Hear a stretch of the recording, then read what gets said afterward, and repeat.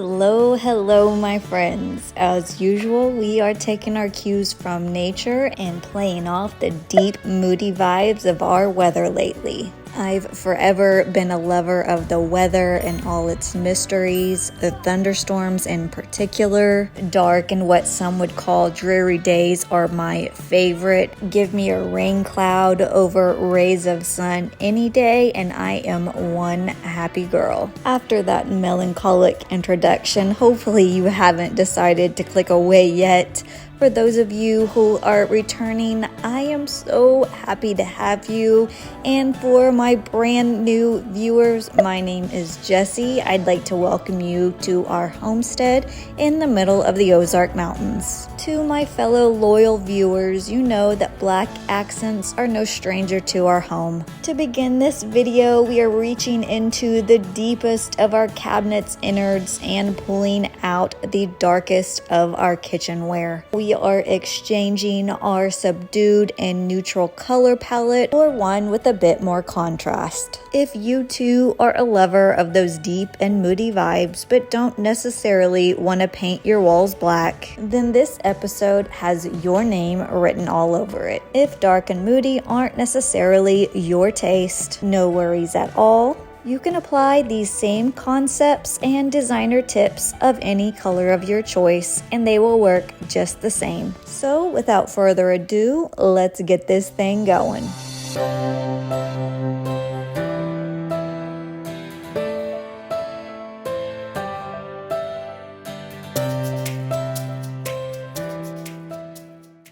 So as of late, I've been feeling like our kitchen shelves have been in need of a little refresh.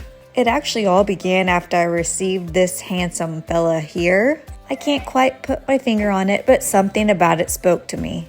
Upon his arrival, I knew exactly where his new home would be and what I could change about his surroundings to make him blend more seamlessly. I really loved the contrast of the black and whites and how the brown would fit perfectly with some items that I currently had. A big question concerning design is, where exactly do I begin? I always think that starting with a piece that you are absolutely in love with, whether that be a certain textile, a blanket, a pillow, a work of art, and pulling from those particular colors that exist within it is a really good place to start. You'll find that items that seemingly didn't go together in the first place now do as a result of them both being together inside your initial starting point. Once you've settled on your color scheme and overall feel, the search for items that fit within those parameters begins. If you're choosing to use a stronger color, even the tiniest of pops goes a long way. I always try to insert at least a few quirky or offbeat pieces that really speak to my personality, because it's those very pieces that ultimately put my original stamp on each project.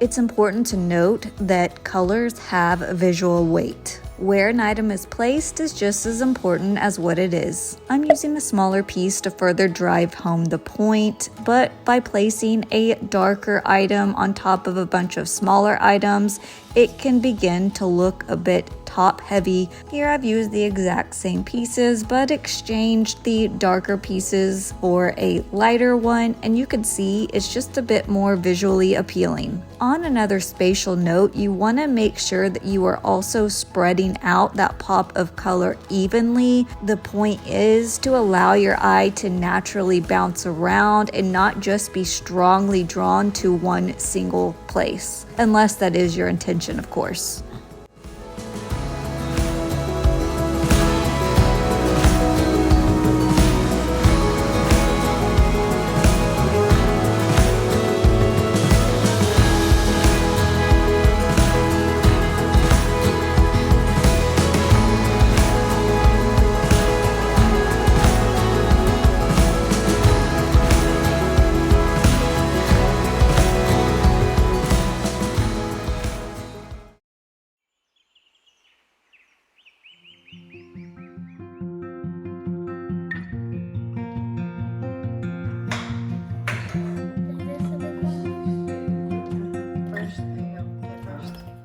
running a household with a family as large as ours and with the amount of animals that we own is no small feat. From making sure all the animals have full bellies to getting all the kids to their practices on time, the to-do list, no doubt, never runs dry. No 2 days are the same, and the only constant is the constant presence of chores waiting to be tended to. Admittedly, this way of life is not for most, but for us, it's the only way we'd have it. There is indeed plenty of work for each member, but there is also more than enough play to go around. Speaking of play, the definition is quite different depending on which one of the members of our family you ask, but for me, anything that intrigues the right side of my brain, I'm all about.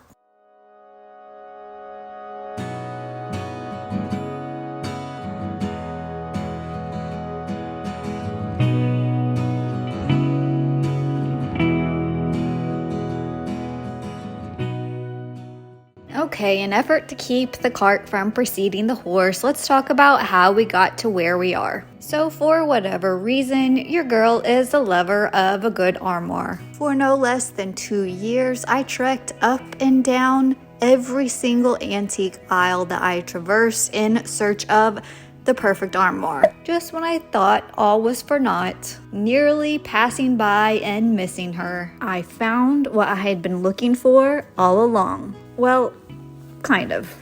Admittedly, at first glance, a looker she is not. Before, I had always proclaimed that there was never a green that I didn't like, but this lady, she proved me wrong. Marring this beautiful handmade antique beauty was a terrible color choice paired with a bad paint job. Recognizing her deep-rooted potential, I was deterred by neither, and I decided to scoop her up and call her our own. After bringing her home, there was definite work to be done. Whether it was her icky, dusty, limey green, or her all too buttery white. Fact of the matter is, all paint colors had to go. So upon bringing this home, I had just finished stripping 7 layers of paint off a church pew, so removing yet another paint layer was not on my list of things I wanted to do. Trying to imagine what I thought it looked like originally, I painted it a pale gray and imagined what its life must have consisted of, giving it little bumps and scratches, attempting to replicate a naturally worn look. What are we doing with this particular piece?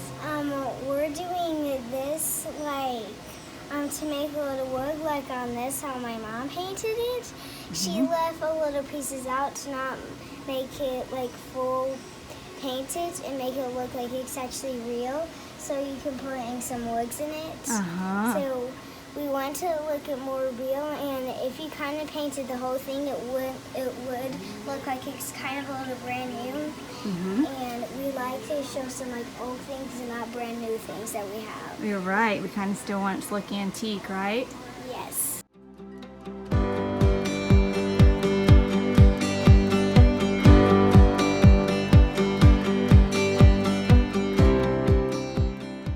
And after all that work was done, this is what she still looks like today. I've been quite happy with the look thus far, but in lieu of the built-in reno, I thought it only fitting that this armoire would have a little updating of its own. P.S. If you are new or happen to miss the last couple episodes, you won't quite know what I'm talking about as far as the shelf reno goes, so click back on the last 2 and you'll be all caught up. Now that the puzzles have been temporarily relocated, it's time to prep the piece. Pre-paint prepping is definitely not the most appealing task, but I would highly recommend that you not skip this task. After she's had a complete wipe down, we're going to be heading outside in an attempt to spare everything that is within my vicinity from paint splatter. Keeping in theme with the episode, we are going dark. Like many other colors, blacks can be quite tricky. Some can run to blue, some brown, or anything in between. Whenever I've got a color picked out, I normally pick that color and swing a little bit to the warmer side, but this time I wanted the color in its truest form.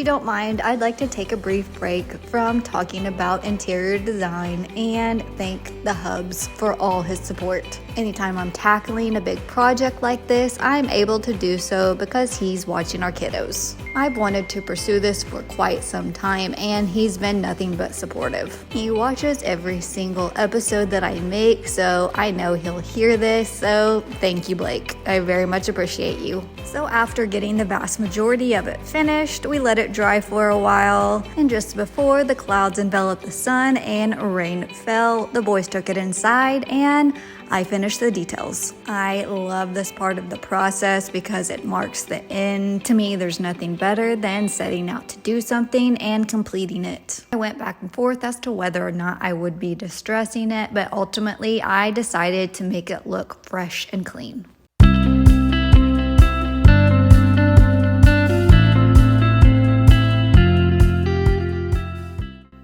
Like the final edition of the last puzzle piece, incorporating a few extra pops of colors may seem small, but in the end it can mark the completion of the overall look. And much like connecting puzzle pieces fit seamlessly together, so too does each area of your home when they each hold components that relate to one another. In my case, this time, it is the addition of a single color, sprinkled and woven throughout each room, ultimately creating a cohesive unit.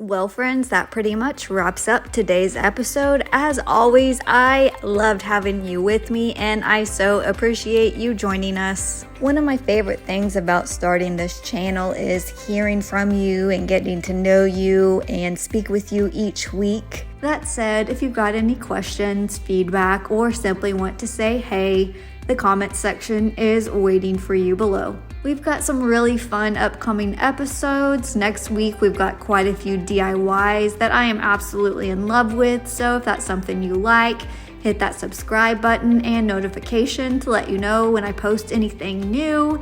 And if you happen to like this video, I would very much appreciate a like. While the tape rolls, showing you a little bit more of the finished process, I'm going to be putting on the screen a few questions that I'd love to hear your feedback on.